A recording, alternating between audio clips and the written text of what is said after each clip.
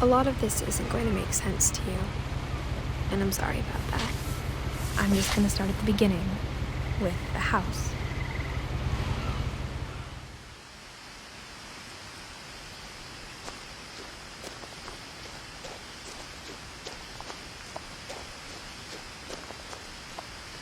I lived here until I was 11, but I wasn't allowed inside half the rooms.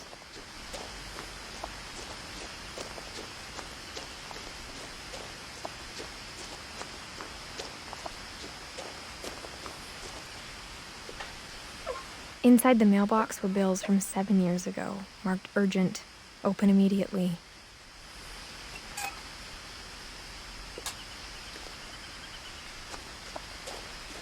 I hadn't been back since my brother Lewis's funeral.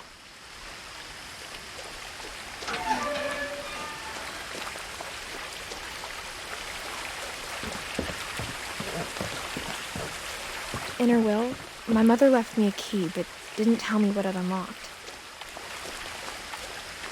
Maybe she thought I'd know, or she thought that the mystery would be enough to bring me back.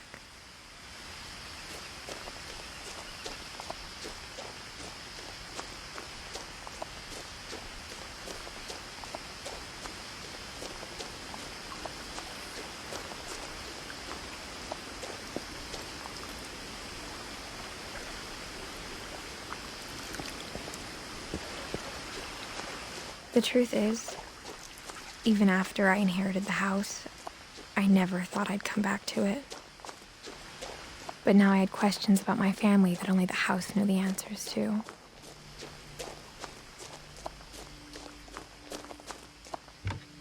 The woods around the house have always been uncomfortably silent, as if they're about to say something but never do.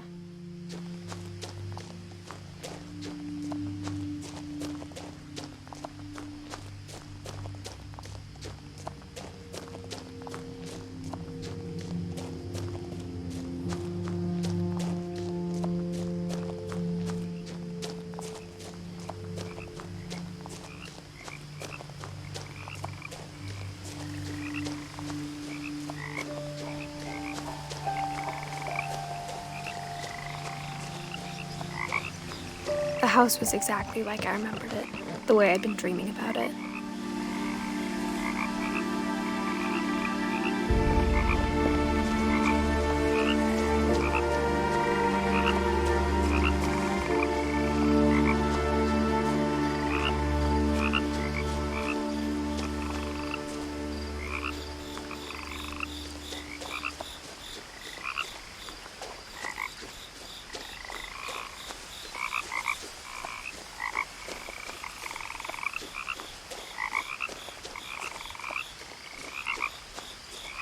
As a child, the house made me uncomfortable in a way I couldn't put into words.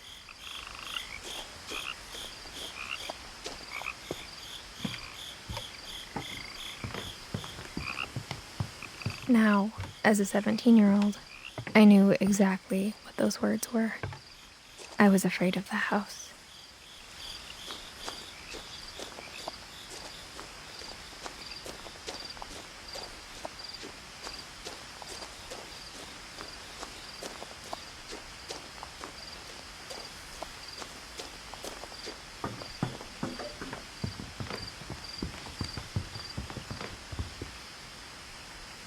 I hoped the key might unlock the front door.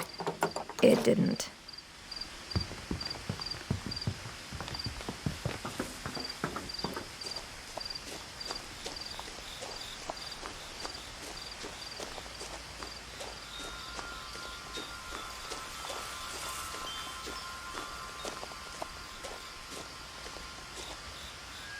The house felt like it had always been here. Even the swing set was older than my mother.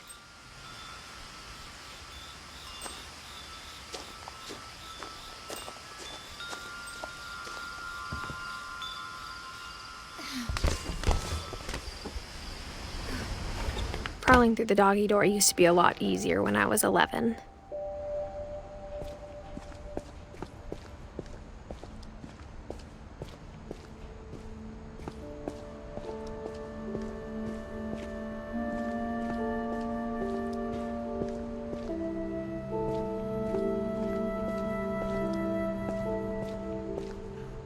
The power had been turned off the night we left.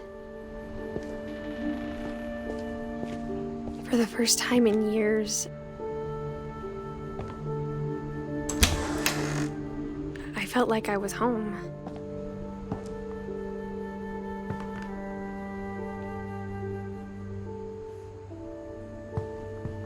But instead of a family, there were just memories of one.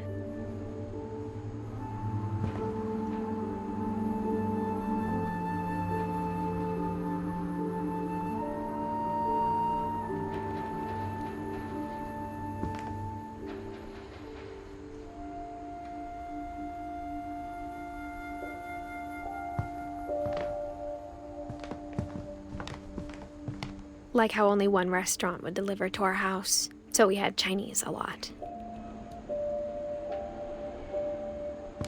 Or how after Louis started working at the cannery, we all got sick of eating salmon. Except our cat, Molly.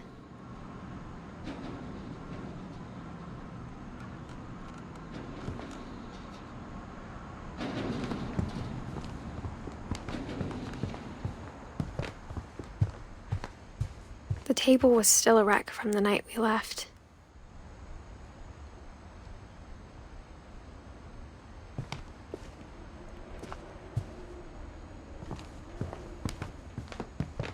My mom was the only one of us who could imagine Great-Grandma Edie living in a nursing home. It was like a bomb had gone off, killing everyone but sparing the furniture.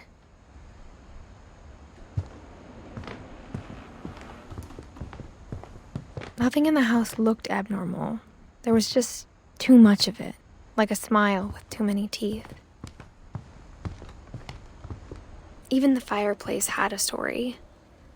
Edie told me the bricks came from the original house, after it sank.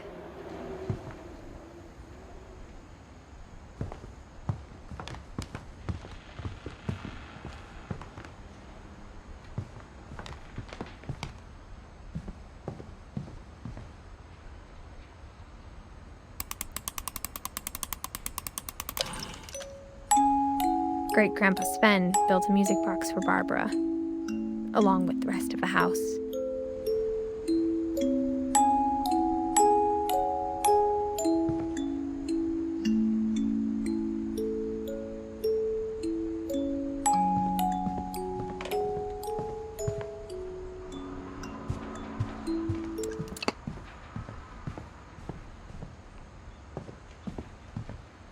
My mom wasn't much of an optimist, but she never stopped believing that my brother Milton was alive.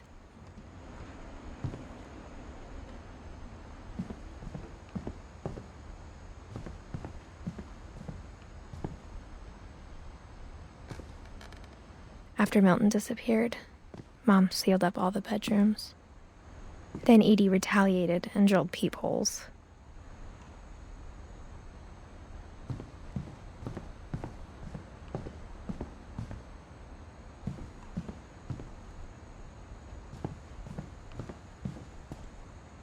Mom must have locked the third-floor stairs on the night we left.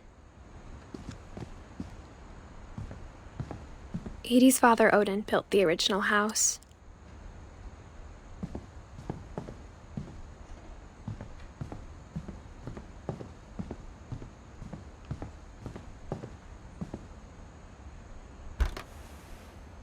The last time I was in Edith Sr.'s room, I was 10 and she was painting my portrait.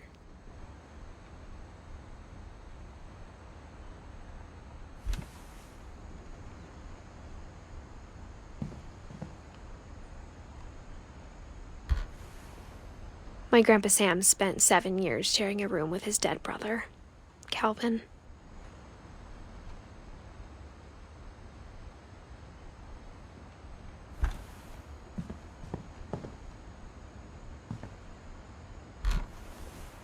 As a kid, I just assumed every house had peepholes and sealed rooms you weren't allowed inside of.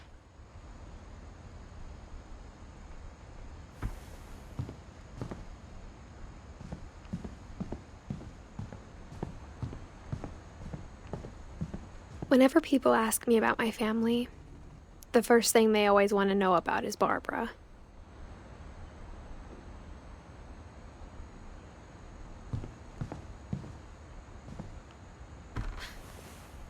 Barbara was a child star for 2 years, until America grew out of it.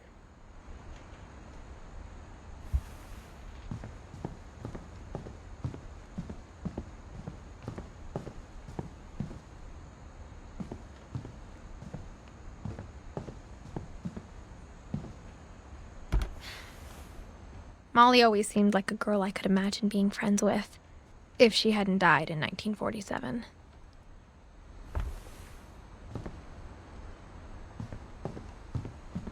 I spent a lot of time playing in Great Uncle Walter's room.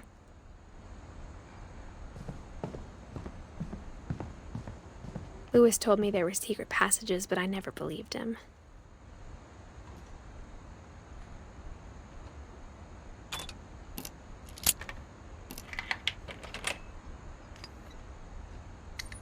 Turns out, my mom was really good at keeping secrets. Now it was time to find out what my mom had been afraid of.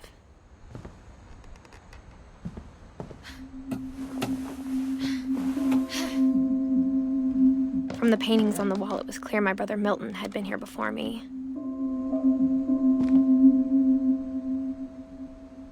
Reading this, maybe it sounds like I had a plan. But I had no idea what was behind that door.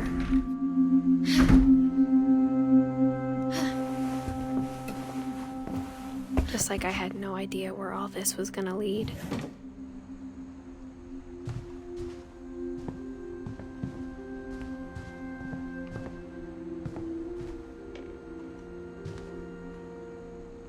I got the sense Edie had spent a lot of time here, before my mom sealed the doors.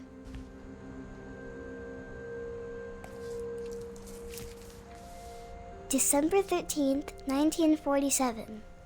Dear Diary, I'll be gone soon, but I wanted to tell somebody about what's gonna happen.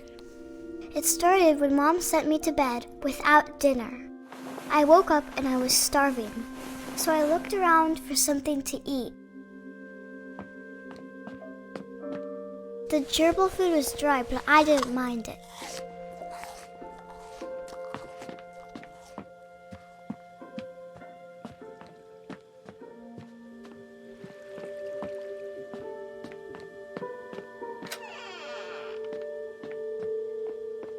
I kept eating and eating.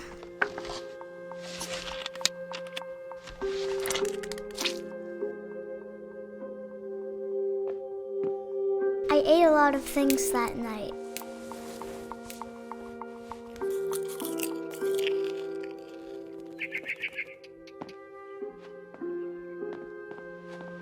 Then I heard chirping outside my window. It was a barn swallow going back to her nest. I reached out for her.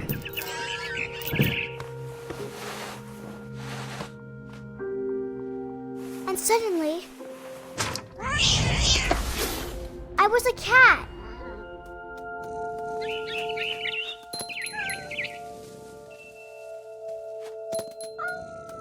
I tried to be quiet, but the bird was really scared.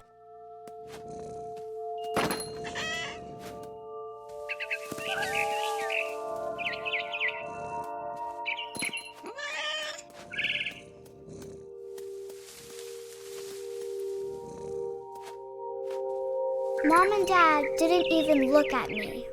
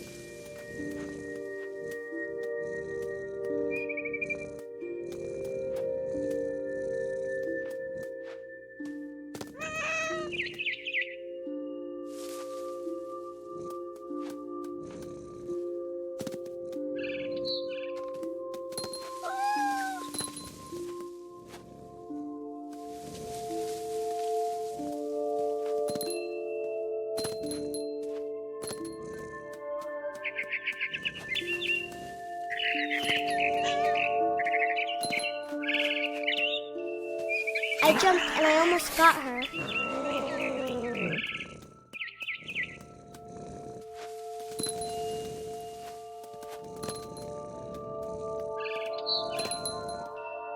I could tell she was getting really tired. Now I was up in the big tree. I promised Dad I wouldn't climb it anymore. All I cared about was eating that mama bird. I gobbled her up. And suddenly, I was an owl. First, all I heard was the wind. Then I heard little teeth nibbling in the grass.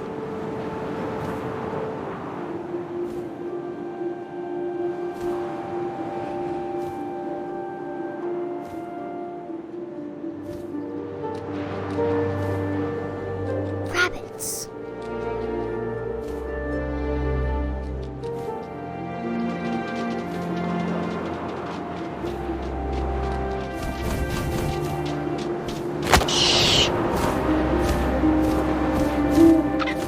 I imagined his face looking up and seeing mine through my talons.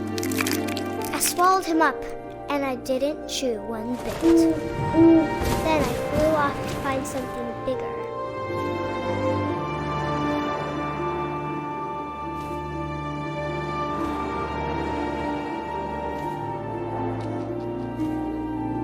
A mama rabbit.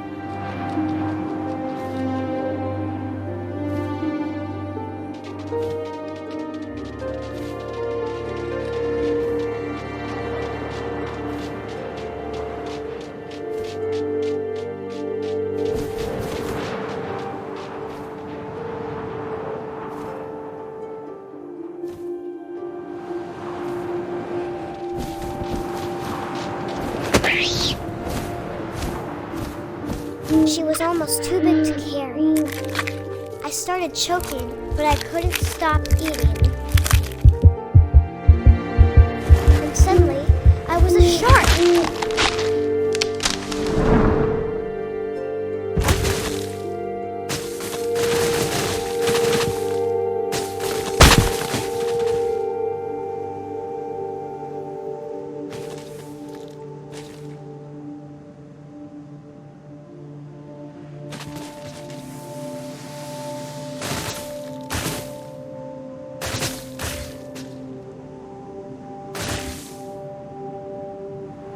I rolled off a cliff and into the ocean. Now, I was hungrier than ever.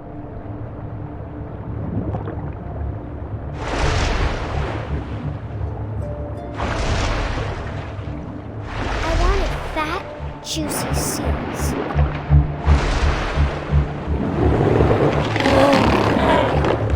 I tore off her flipper, and it tasted really good.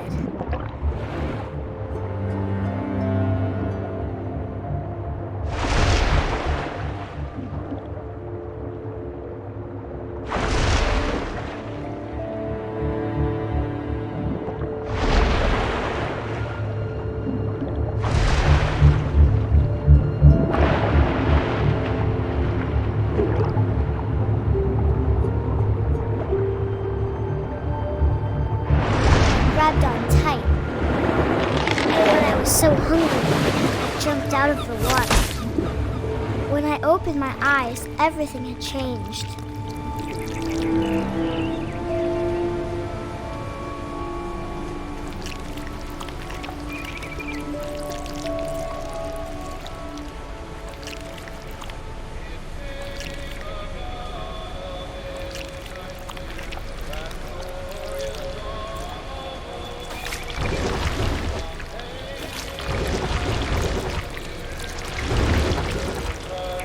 Now I was a monster, and I smelled people everywhere.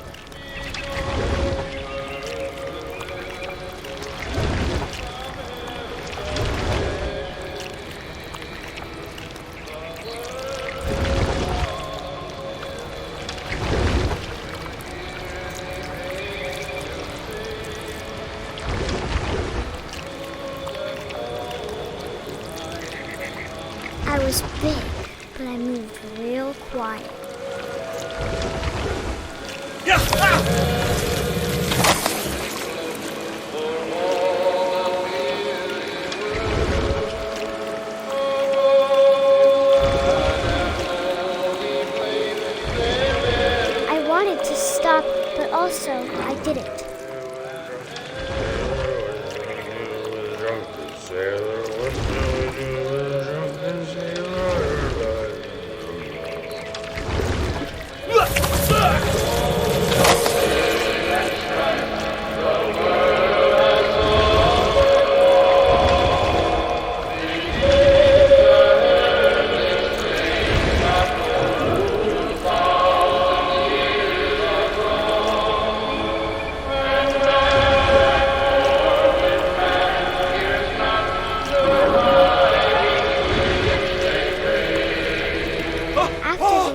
passenger, I was still hungry. And across the water, I smelled something new. Something I had to have, so I swam towards it.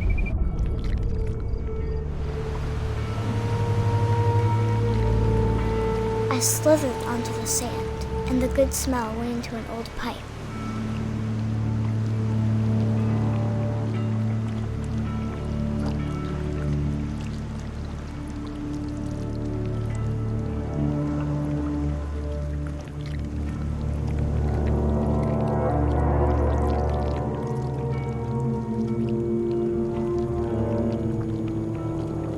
I got closer and closer.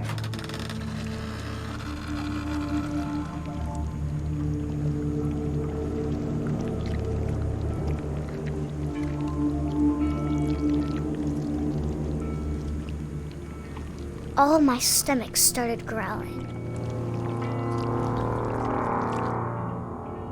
And suddenly, I was me again. I held my breath for a long time, but I couldn't hear anything. I think it's waiting for me to fall asleep. But it's not going to wait much longer. It needs to feed, and we both know I will be delicious.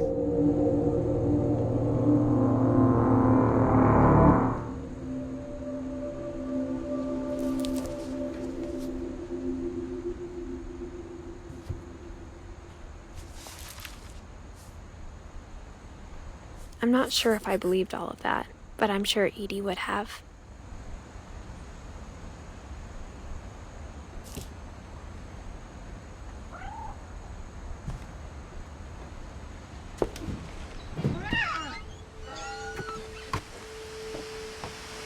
This will be obvious later, but my mom never told me any of these stories. Edie would have, but Mom didn't like bringing up the past. Though, when we adopted a stray kitten, she was the one who named it Molly.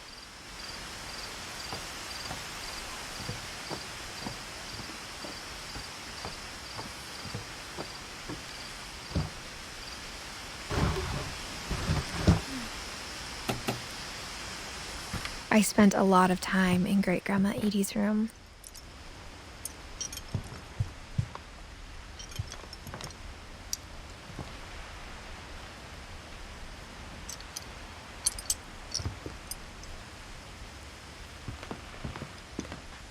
Louis died a week before we left, but Edie had already started to memorialize him. Her room was like a museum.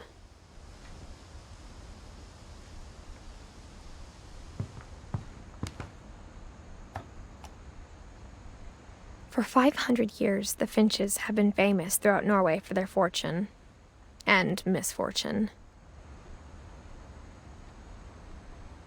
Odin Finch buries the latest victims of the family curse, his wife Ingeborg and their newborn son, Johan. On January 7th, 1937, he set sail with his family and his house, hoping to leave the curse behind. But 40-foot waves off the coast of Washington send the house and Odin to the bottom of the sea. Odin's daughter Edie, with husband Sven and baby Molly, step ashore on their new home, Orcas Island. Odin Finch is the first to be buried in the new family cemetery. His daughter Edie is already dreaming of a new Finch house.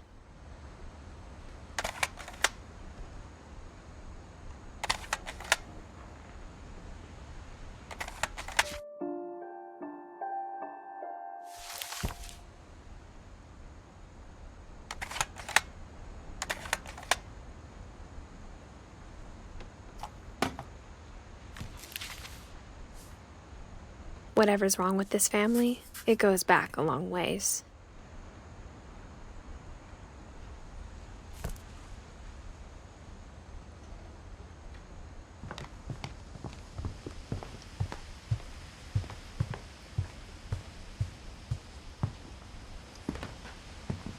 One summer, they evacuated the island, but Edie refused to go. For a few weeks, she was a celebrity. I hadn't thought of myself as Edith Jr. for a long, long time. Edie gave a big interview about a mole man living under the Finch house. My mom was furious.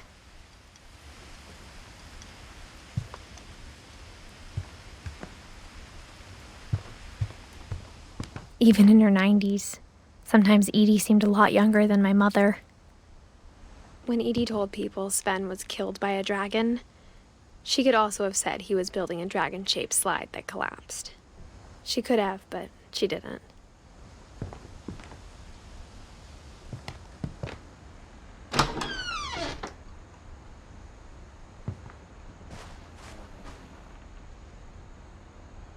The only trace Grandpa Sam's first wife, Kay, left on the house was the pink bathroom.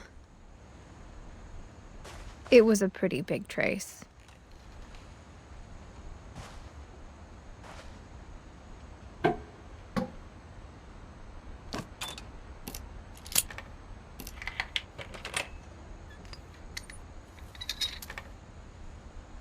There's a secret in this bathroom. It's in the last place you would look. It isn't in the cupboard. It's hidden in this book.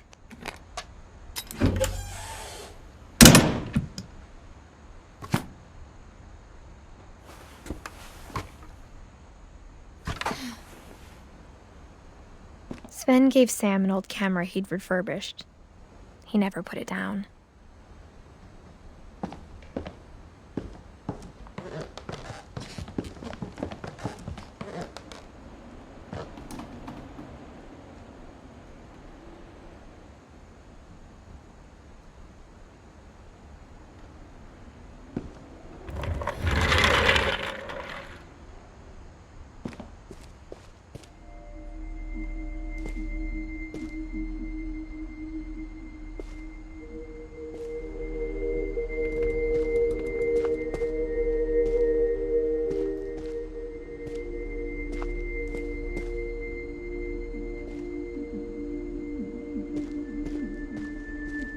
I knew Grandpa Sam had a twin.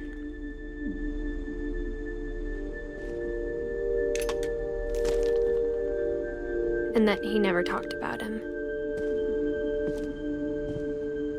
I guess my grandpa didn't like history any more than my mom did.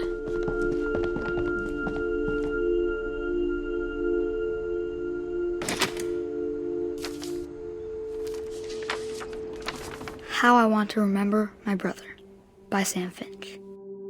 The thing I remember is that when he made up his mind, that was it. My brother said he'd die before he ate another mushroom, and he did. At Barbara's funeral, we swore we'd never be afraid again, and he wasn't. I think Calvin always wanted to fly.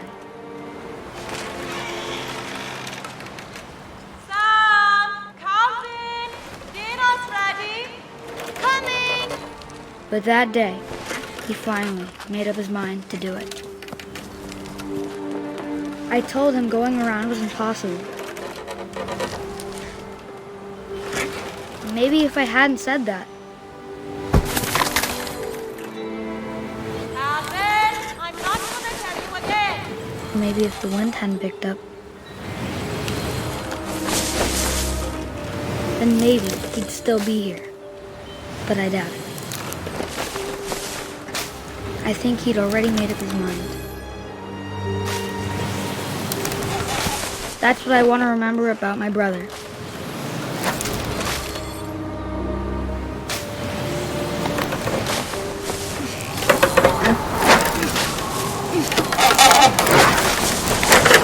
The day he made up his mind to fly. And he did.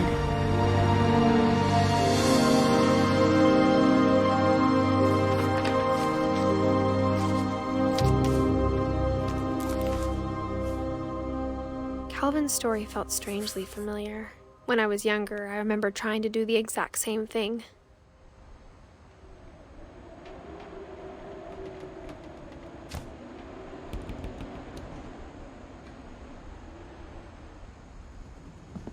After the funeral, Edie roped off Calvin's half of the room.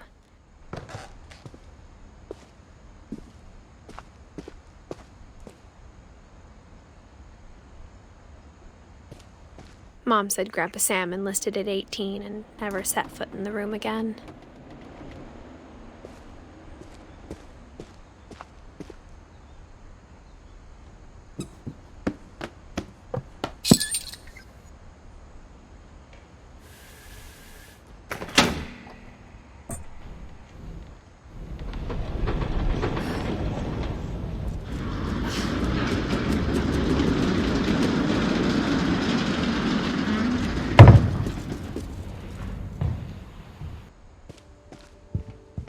The passages were a pretty tight fit.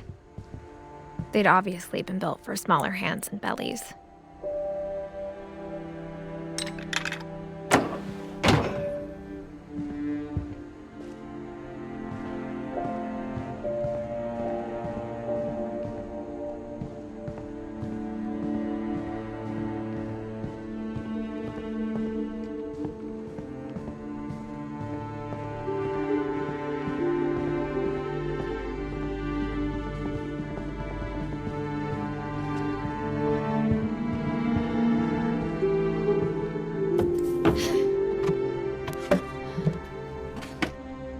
Growing up, I always thought of Barbara as a child star.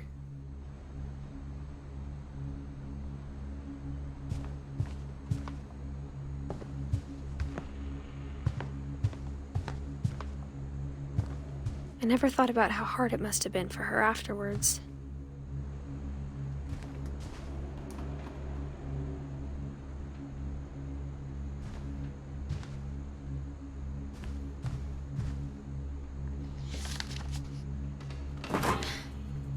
Of all the stories people wrote about Barbara's death, I'm surprised Edie saved this one.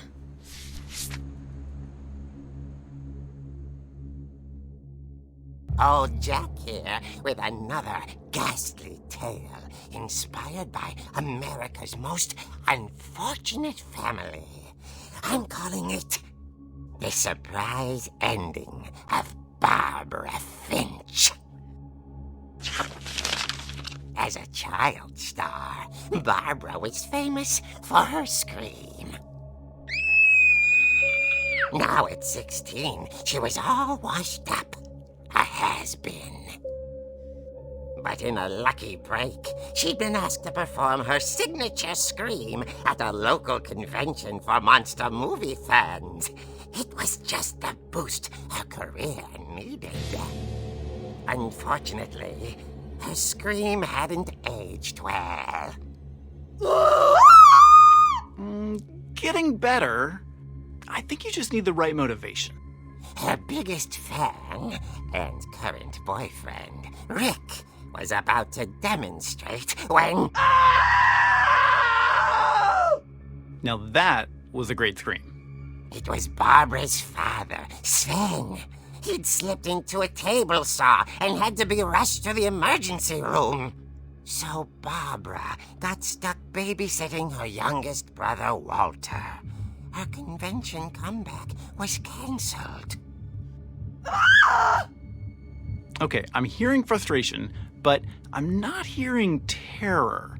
What if I tried... A gang of hoodlums in Halloween masks have been terrorizing Orcas Island tonight. Police are urging residents to... That came from the basement. You're right! Also, I loved your delivery on that. Why is your basement door locked? Because my dad likes making puzzles and secret passages. There's a key hidden in the music box. The secret is to keep winding and winding until finally the key pops out. Thanks, babe. I'll be back in a sec. 20 minutes later, Rick hadn't returned. So Barbara went to look for him, right on cue. She reached for the music box. And as she wound the key, she listened for Rick, but the house was silent.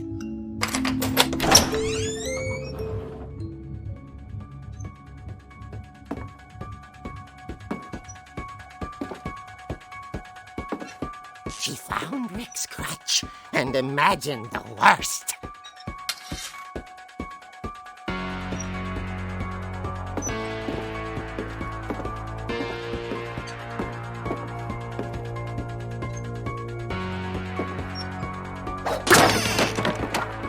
leader is the infamous Hookman killer, Dr. Carl Hamill, who impaled and then ate his family 10 years ago tonight.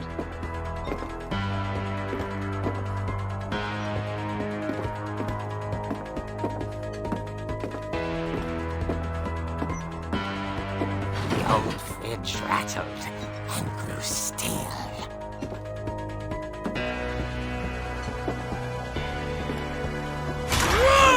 Oh dear!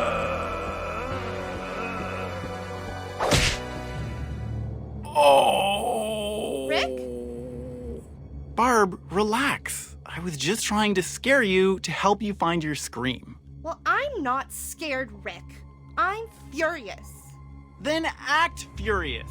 All I'm getting from you now is that you're hurt and confused and She threw him out, but she kept a little something to remember him by. Barb, have you seen my other crutch? And she was still holding it when she fell asleep watching the late picture show. Hours later... Barbara! Walter, what's going on up there? Ah!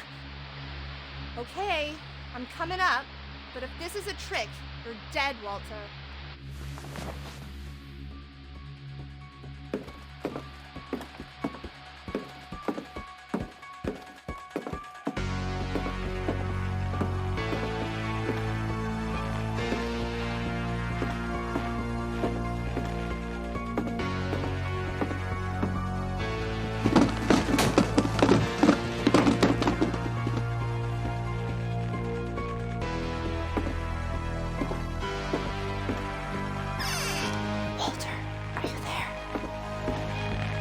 Walter had vanished, but his bedside radio was still on.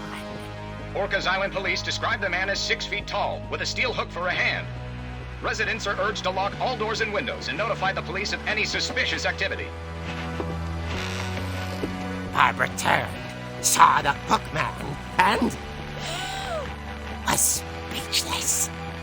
He was quite smashing.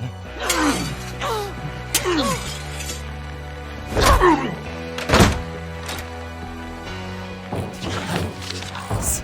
He couldn't get enough of Barbara. Okay, Barbara, there's gotta be another way out of here. That night, she played her part beautifully.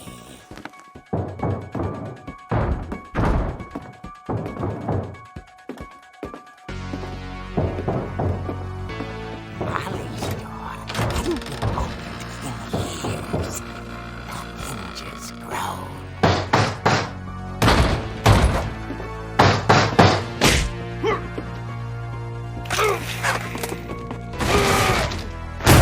He wasn't moving, but she sensed the story might not be over yet.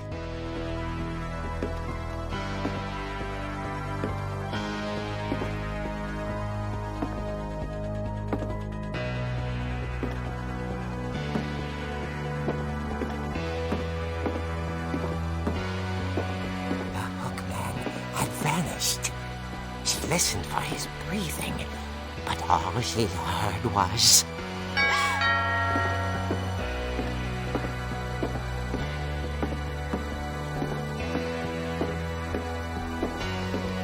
At the door, she heard whispering.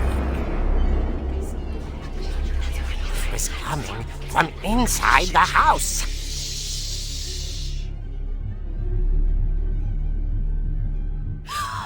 Oh dear.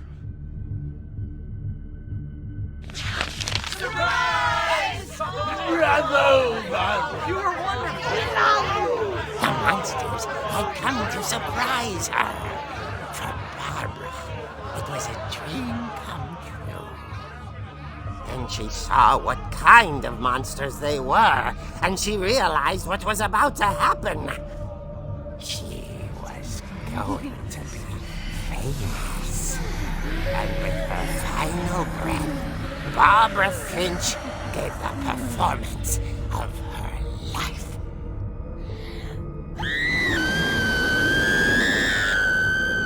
I wasn't there myself, but I hear Barbara was magnificent. girl. She had a taste for stardom. But unfortunately, so did her fans. Of course, the police blamed it all on poor Rick, who disappeared the same night. And little Walter? Hiding under his bed the whole time. He took it all pretty hard, but that's another story. As for Barbara, tucked inside the music box is all they ever found of her. Her ear. Now that's what I call a real eerie tale.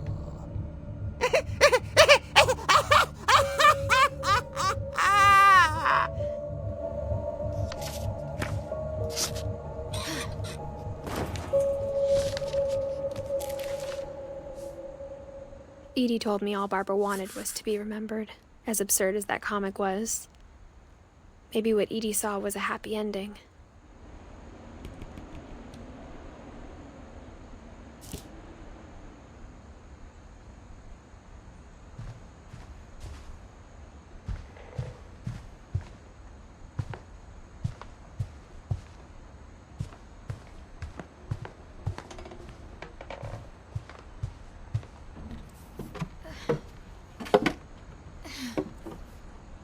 I guess now I know why Mom didn't like me playing with the music box.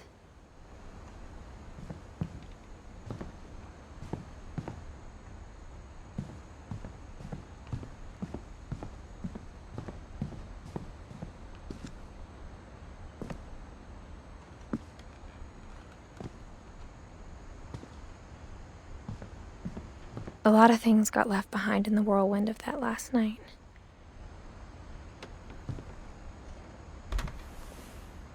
Edie told me once that every Finch who ever lived is buried somewhere in the library.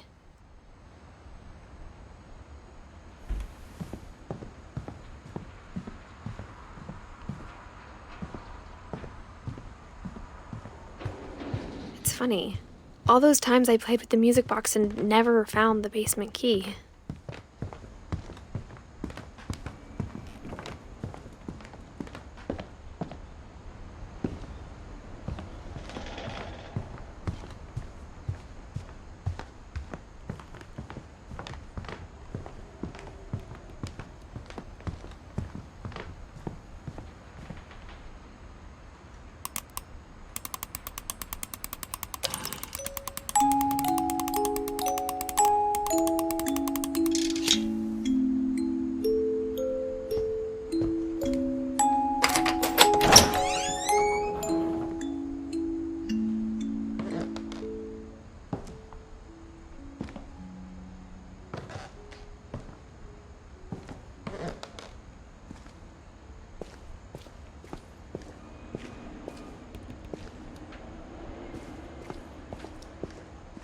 Mom said the basement was off limits, unless I wanted another tetanus shot.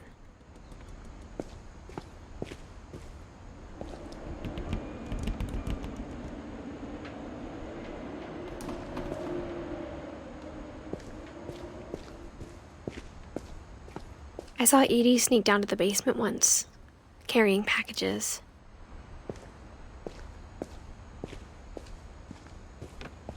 I thought maybe she was hiding presents. It turned out she was hiding a lot more than that.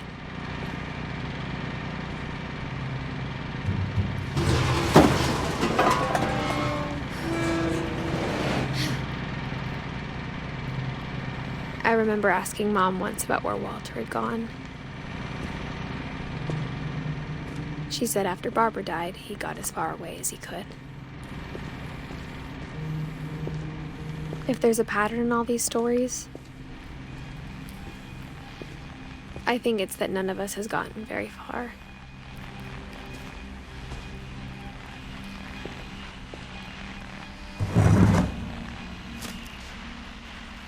Goodbye, everyone. I can't believe I've been down here for 30 years. On that first day, after the shaking started, I didn't think I'd survive a week.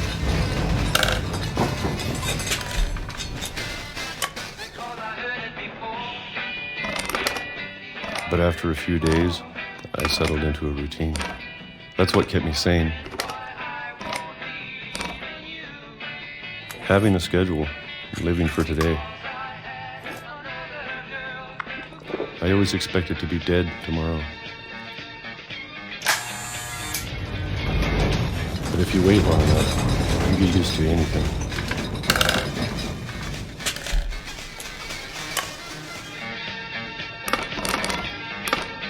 Even a monster on the other side of the door starts to feel normal.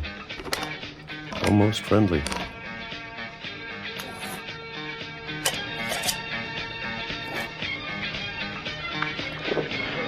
And then one day, everything just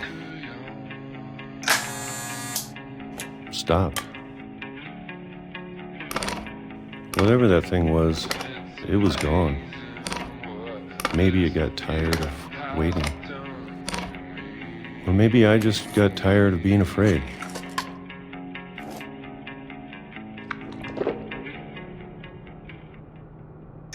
It's been a week now, the longest in 30 years. I'm done waiting. I have to leave while I still can.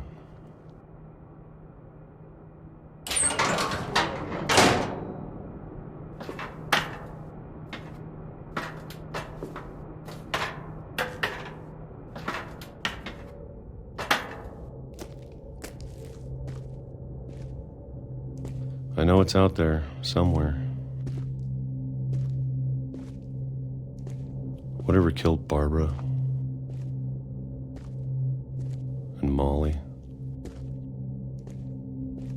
and Calvin. Maybe this is all a mistake.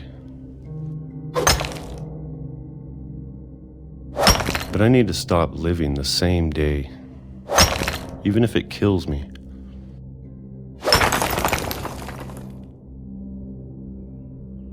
Whatever's out there, I want you to know I'm ready for it. I'm going to appreciate all of it, especially the food. I don't mind if I only have a year left, or a month, or a single week. I'd be happy with one more day. I can already imagine the sun on my face.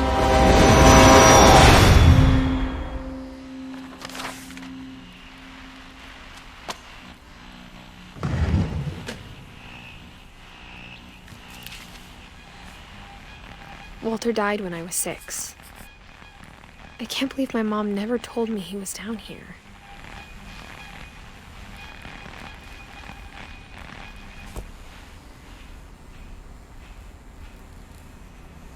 I'm sure my mom was trying to protect me.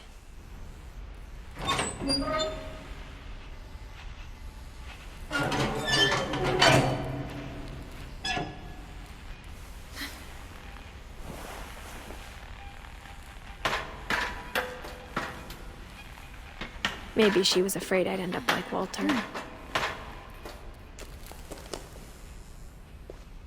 But if she never told me about an uncle under the house, I can only imagine what else she was hiding. I don't want to make the same mistakes she made. Trying to bury something that's still alive.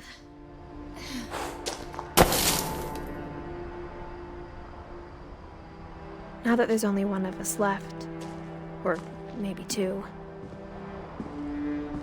I thought it was time I heard the stories for myself and found out what happened to everyone else. But now I'm worried the stories themselves might be the problem. Maybe we believed so much in a family curse, we made it real.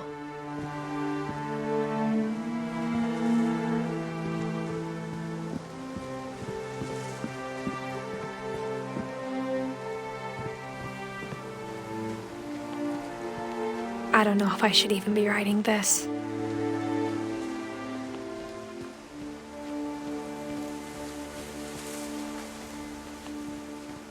Maybe it'd be better if all this just died with me.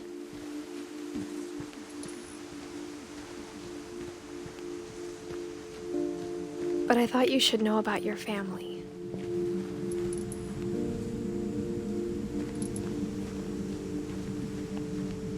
And the history you're a part of.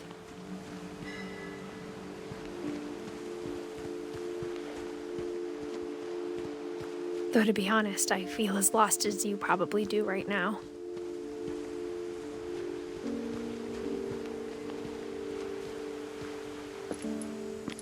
I think the people in these stories believed them, for what that's worth.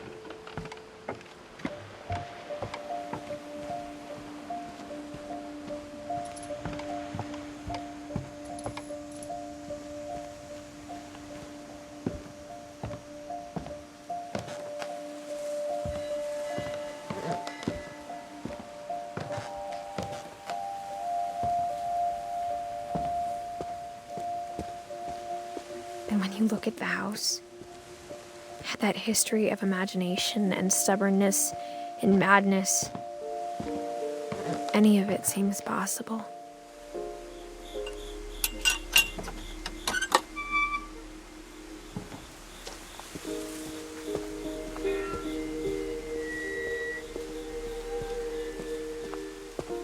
I think we've been surrounded by death for so long, we've just gotten used to it. What kind of family finishes building a cemetery before starting the house?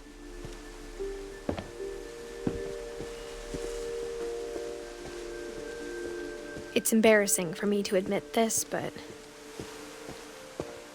the pet cemetery made me more uncomfortable than the human one. 3 of the gerbils were mine, and 2 had been my fault.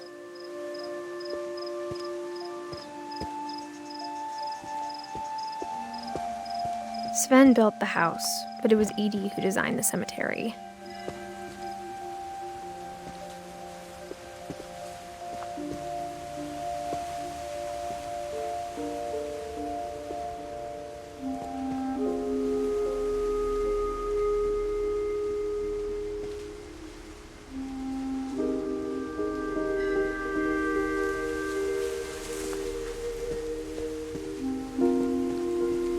I'm sure Odin's monument had been Edie's idea. My mom was always trying to move on, but for Edie, the past never went away.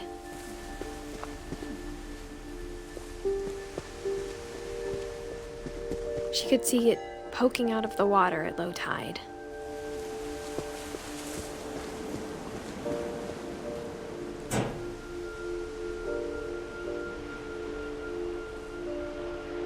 Edie said she dreamed about the old house every night.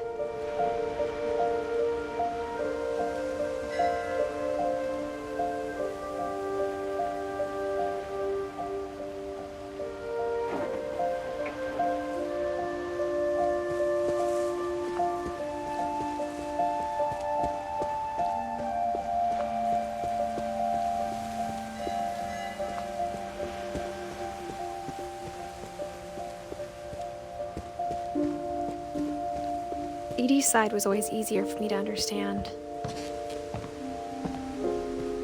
But the older I get, the more I can see where my mom was coming from. Her dad had been pretty strict, but it wasn't enough to save her brothers. She was just trying to do better. She lost 2 of her brothers, just like I did. I get why she tried so hard to protect us.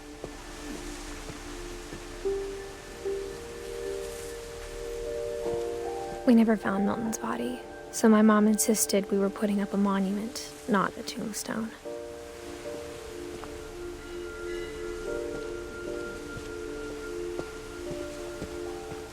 There's so many things I wish I could ask my mom now. Part of me thinks this is what she wanted all along. For me to come back someday and find everything out for myself.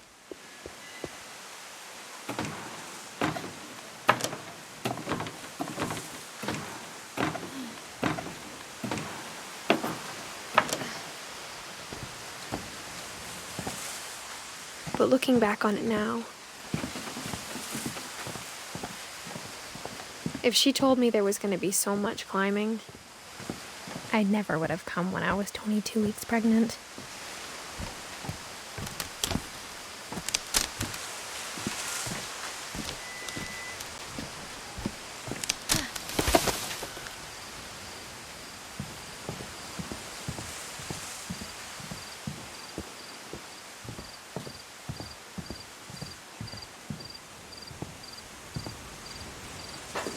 I never met Grandpa Sam, but I think he and my mom had a lot in common.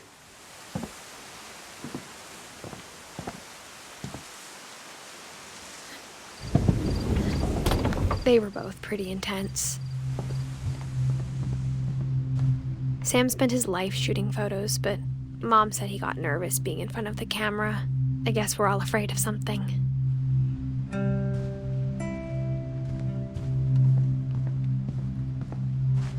Instead of hiding from death, Sam seemed to go out of his way to meet it.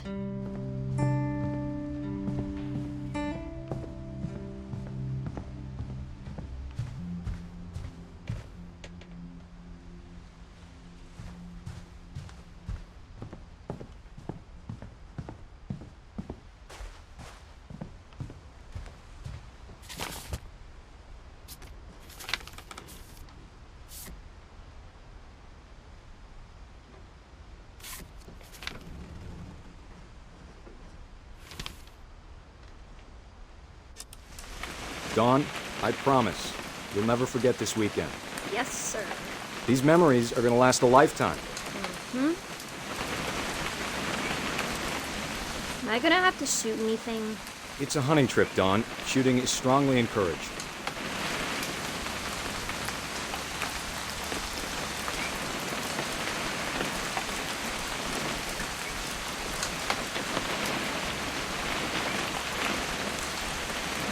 What?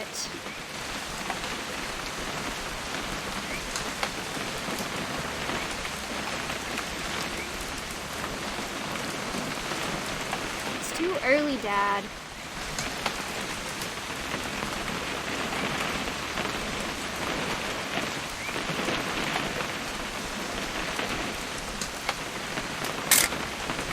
Shouldn't we be leaving? Just want to get a shot of you, Dawn, then we can take off. Perfect. It's gonna rain the whole weekend, isn't it?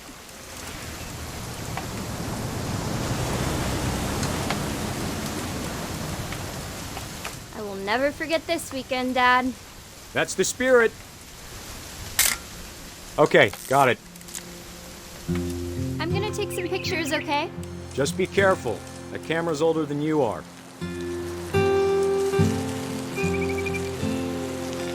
Definitely should not have drunk all that coffee. Hey!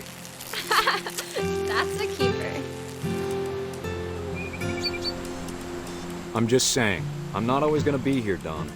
You'll need to remember this stuff, if you want to survive. I'll be fine, Dad. You know who else thought he was gonna be fine? Some guy who died. Dawn, I'm being serious. I know, Dad. You're always serious. Doesn't being out here make you want to chill out? Well, to tell you the truth, I haven't been out here in 20 years. Dawn, don't you think you could find something more interesting to photograph? Last time I was with my brother Calvin. Man, that was a great trip. Your grandpa Sven taught us how to fish, how to build a fire. We found an old logging trail. There were deer everywhere. I bet if I could remember where that trail was, we'd spot a buck for you in no time. Give me a minute to check the map.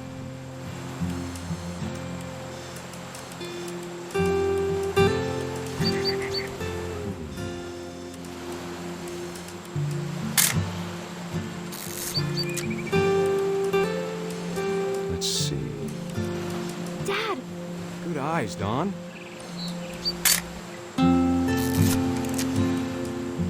Before you take the shot, let me get a picture of it.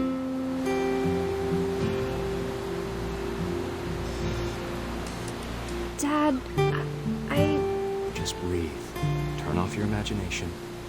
Focus on your target.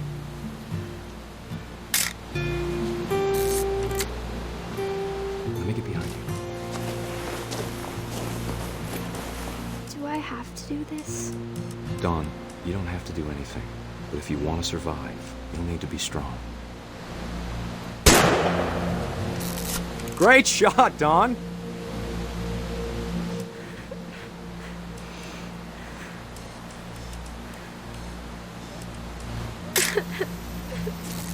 I'm proud of you, Dawn. Always remember that, okay? Dad, it's twitching. I think That's it's totally so... normal, Dawn. Just focus on the camera. Try not to think about... Dad!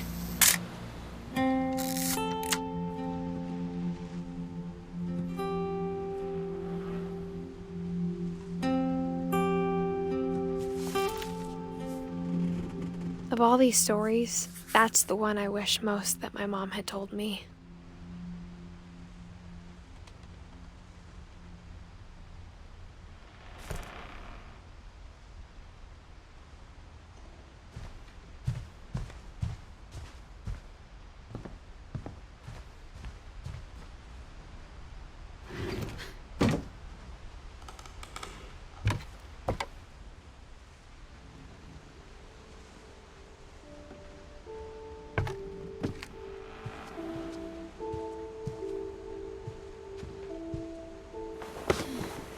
After Sam died, my mom and Edie got really close. They'd both lost a lot.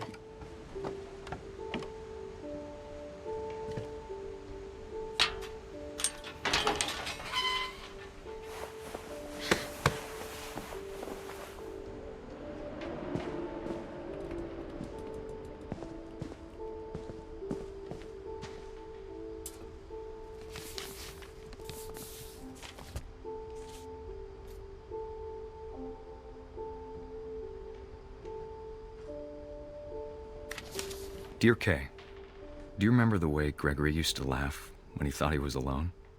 Like something funny was happening, but only he could see it. I think he saw things the rest of us don't.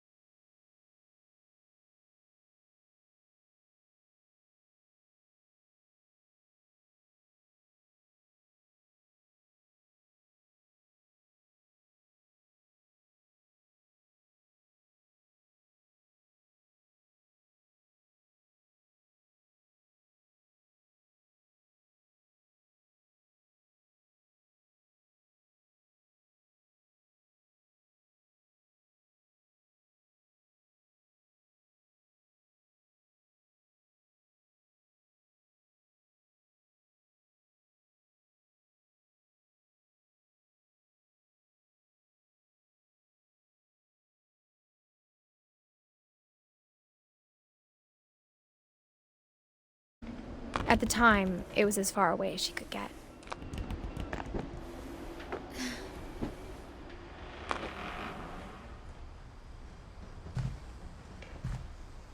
Religion was another thing my mom never talked about, but I think it helped her a lot after her dad died.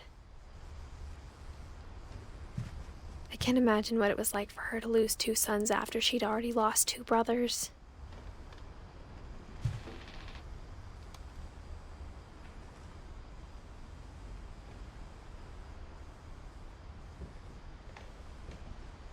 She spent a summer building houses in Calcutta, where she met my dad, Sanjay.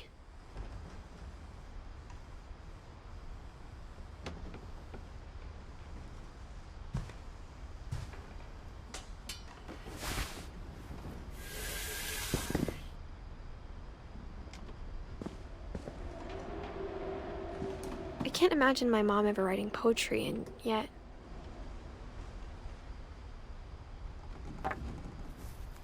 A poem for Gus, who always said the wedding was a bad idea.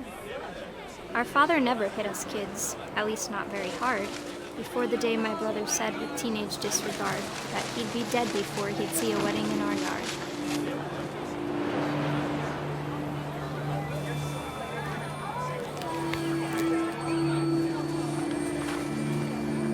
My father made him come, of course, but Gus stood far apart, just flew his kite and bottled up the storm inside his heart.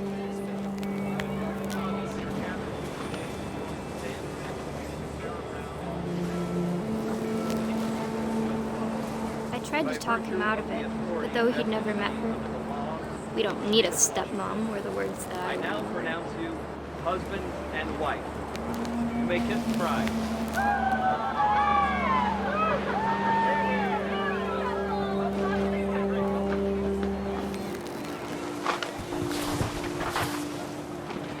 When the time for photos came, Dad ordered him to come here. But Gus declined, and as a sign held up his middle finger.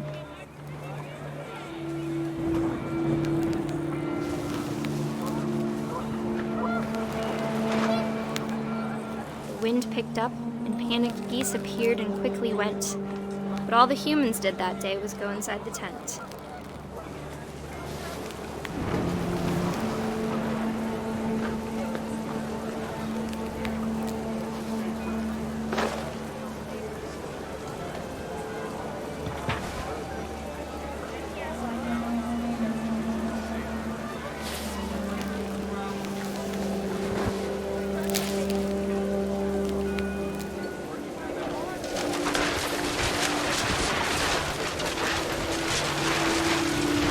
Rain came down in buckets then, but no one seemed afraid that nature might destroy the tent our dad had crudely made.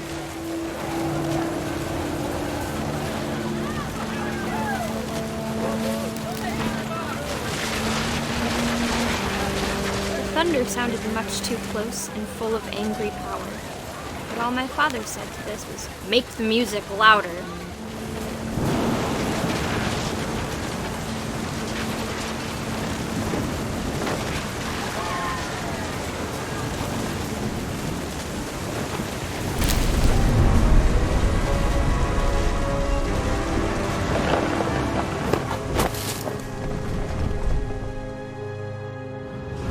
I wish that I could truly say I thought about you on that day. Out there on the beach alone, just you, the wind, the sea, and foam. But I didn't, until we found you.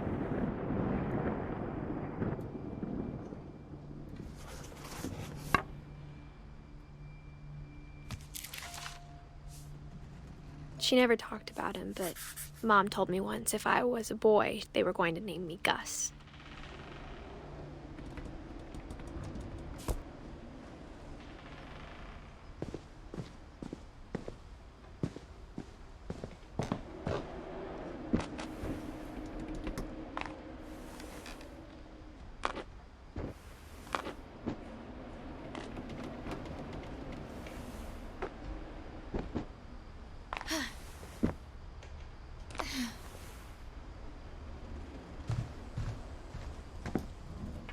My mom moved to India a week after graduation and got a job teaching English.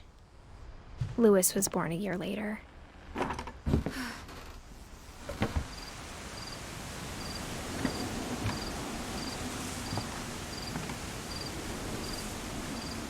When my dad died, I don't think Mom knew where else to go. I'm sure Edie was happy to have her back. And to see kids in the house again.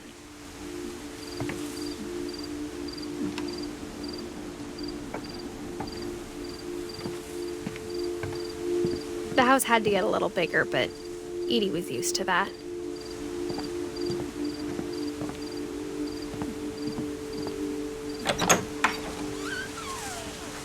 And for a while, things were good. Almost normal.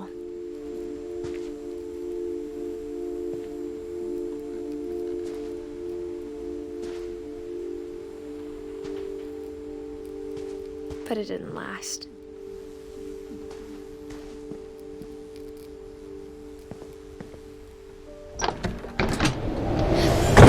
The beginning of the end was Milton's 10th birthday, when Edie gave him a castle.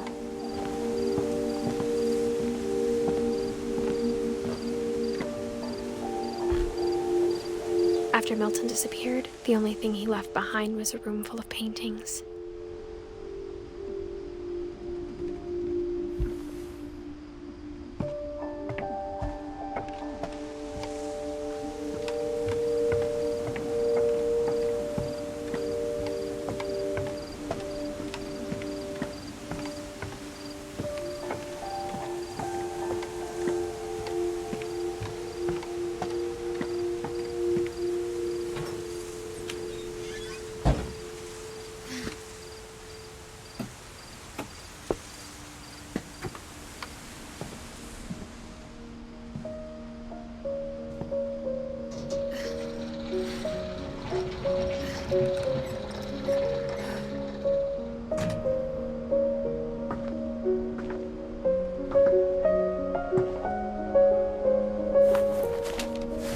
Milton Finch in The Magic Paintbrush.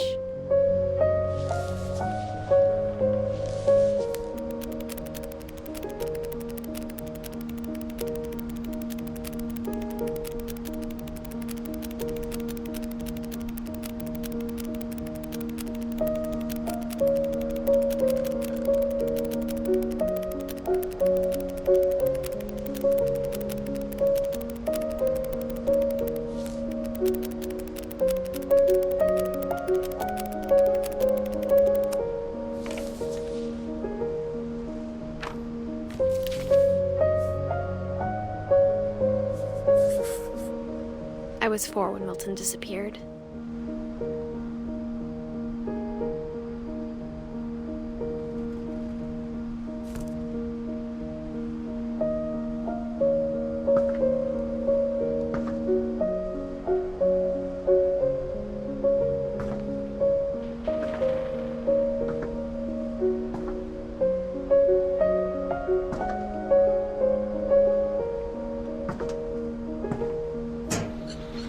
Mom spent months searching for my brother.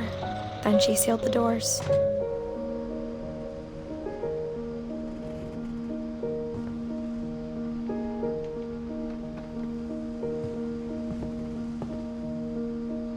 Whatever Milton had found in the house, Mom didn't want it getting out.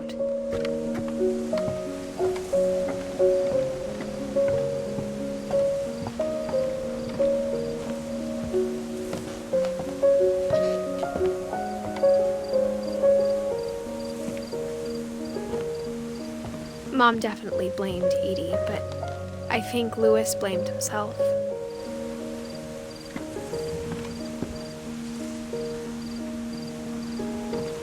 After he graduated, he just spent more and more time in his room, until Mom got him a job at the cannery.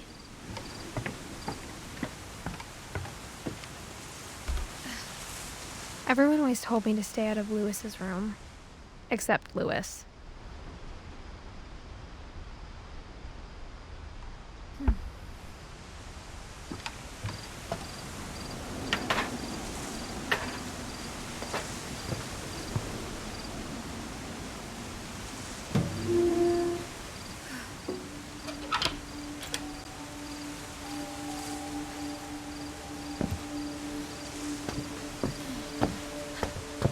Louis's room smelled very very familiar.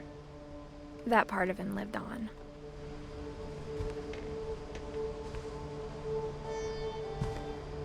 Louis and I spent a lot of time playing games together, but he was surprisingly bad at them. He died a lot.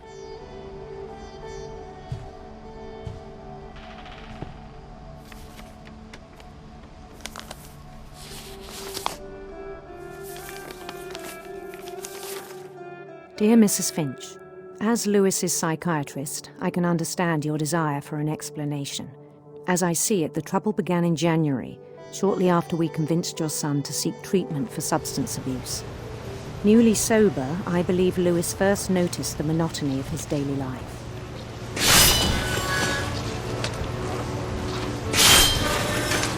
He kept working at the cannery, but he withdrew part of himself. In our sessions, I saw the same behavior. His mind began to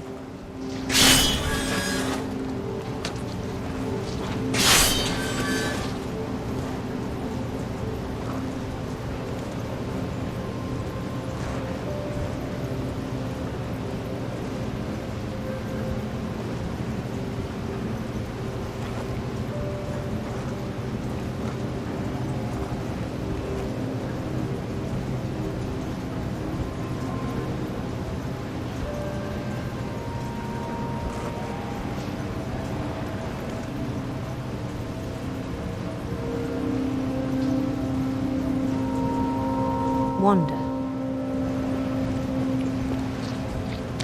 I asked him to describe it. He said he started small, imagining a labyrinth. He'd feel his way about.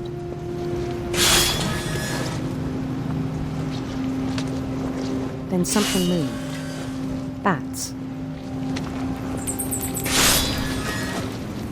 And toads.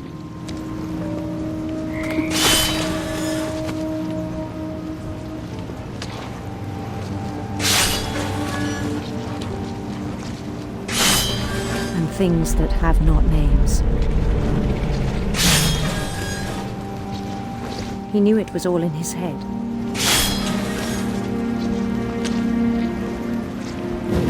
He took it very seriously.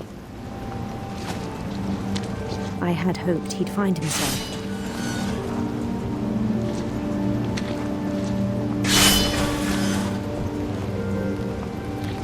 But he found something more. I worried about him then, daydreaming at the cannery. I spoke with his boss, but he said Lewis had become a model employee, methodical, tireless, focused. Like a whole new Lewis. So I let him go on.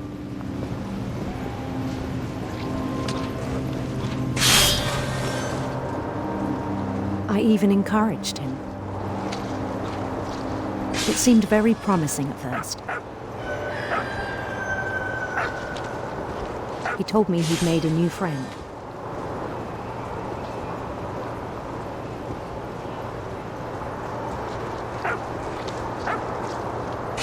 On the edge of a city he named Lewis Topia. He built the city up slowly, brick by brick. Then he made musicians.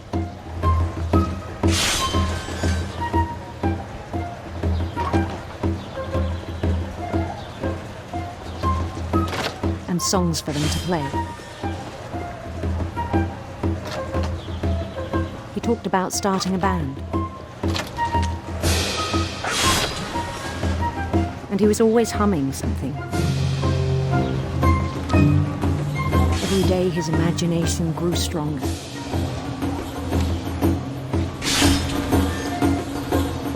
He no longer spoke at the cannery. But his chopping was as reliable as ever. Then one day it struck him that all the cheering crowds, even the stones under his feet,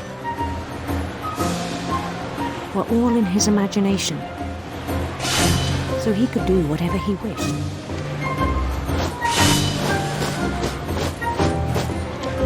He held an election for mayor,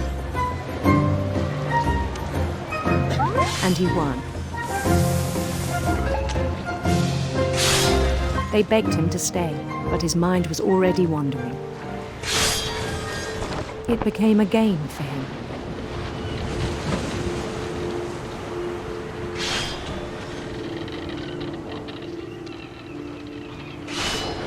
He'd conquer a city, then immediately push on. New Louisville.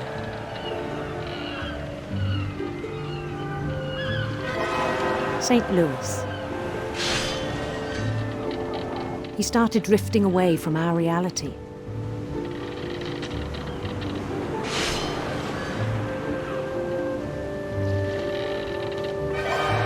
Minneapolis, until one day he forgot to go home from the cannery. Even as his mother pleaded with him, part of Louis kept sailing on.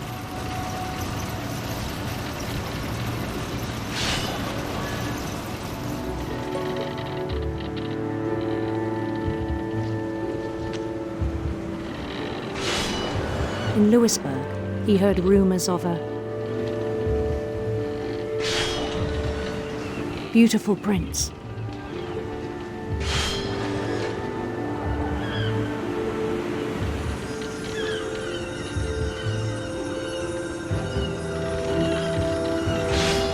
The prince was on his own quest for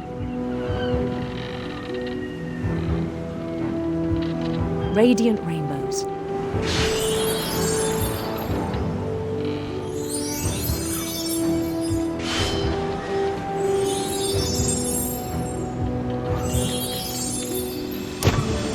He followed the sound of his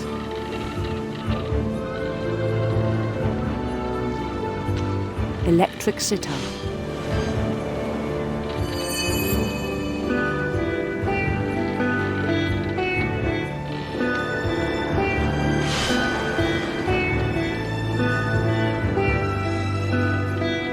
His chase led him to a golden palace east of the sun and west of the moon.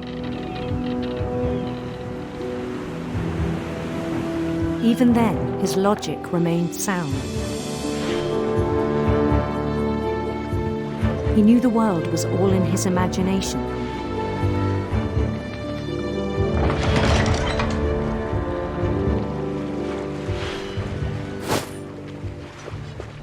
But he was so proud of having created it.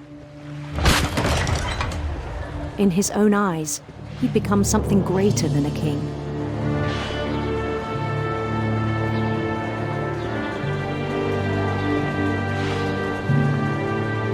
For someone who'd never known success in the real world, I think it was overwhelming. And then it struck him that the real Louis was not the one chopping salmon, but the one climbing the steps of a golden palace.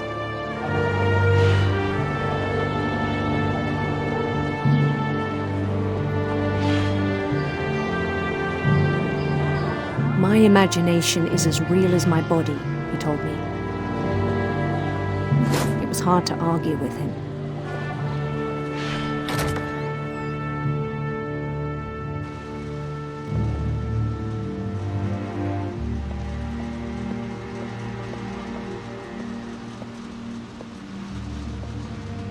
He began to forget the world we know.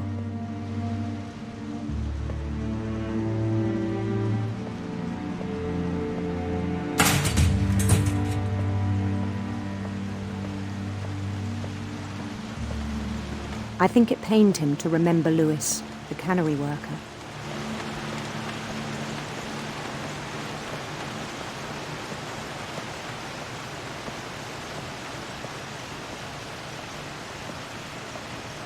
He began to despise the man with a royal contempt.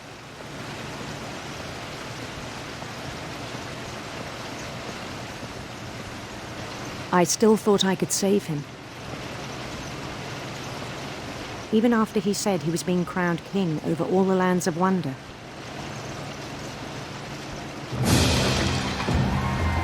palace would be packed with his companions.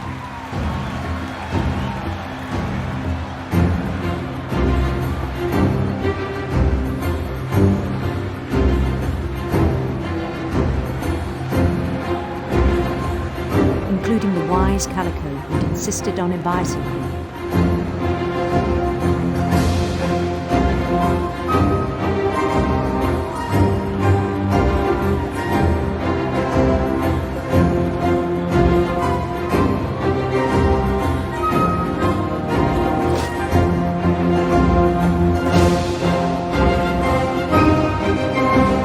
His prince waited, holding his crown.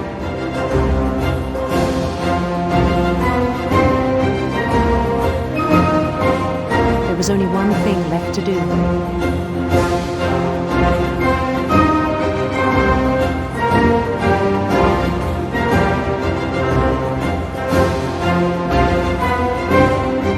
Bend down his head.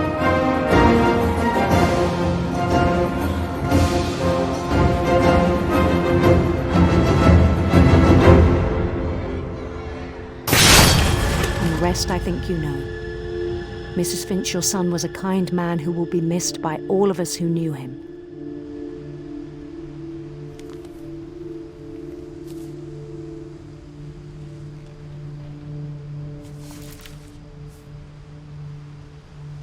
My brother was really cool. I wish you could have met him.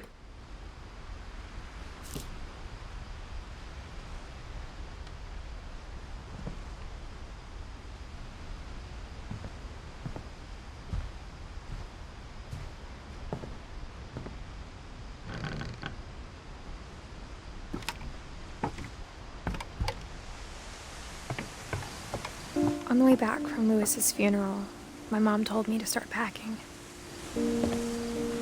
She waited until the day before we left to tell Edie.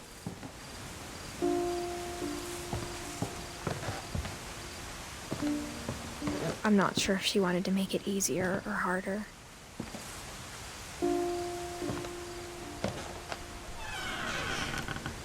I wish we'd stayed.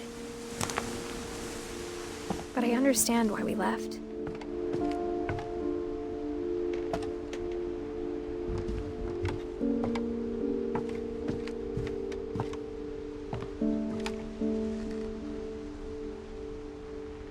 My mom ended up leaving everything behind.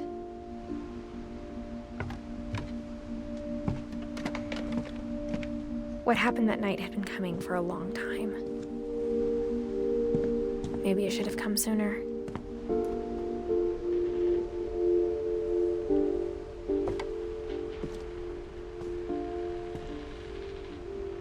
But it had to end one way or another. All that's left now is to tell you about that last night.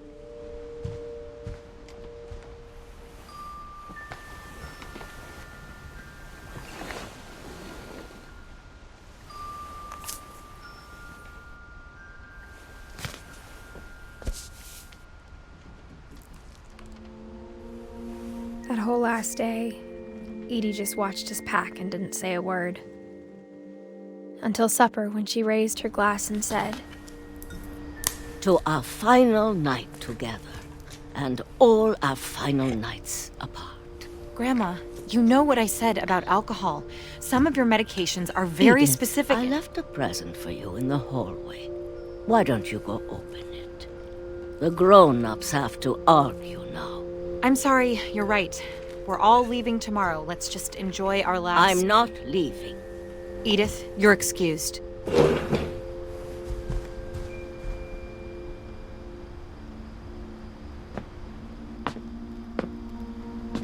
The power had been shut off that morning, but Edie always had plenty of candles. When my mom sealed the library, I don't think she knew about the other entrance, or that Edie had a key to it.